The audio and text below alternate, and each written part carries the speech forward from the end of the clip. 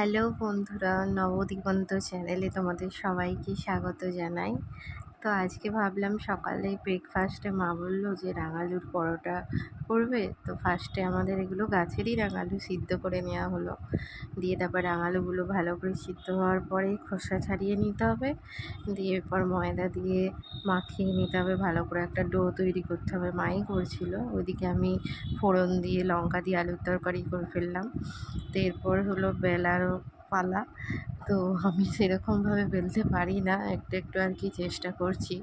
জানি না পরোটার মতো হয়েছে না অন্য কিছু হয়েছে। তো হলো ওই প্রথমে কয়েকটা করে নেওয়া হলো, সকালে জলখাবারের মতনই কতগুলো করা হয়েছে আর কি। তো দেখো এই শেপটা মোটামুটি আনতে পেরেছি কিছুটা।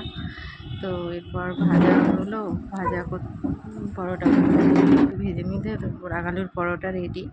এরপর ভাবলাম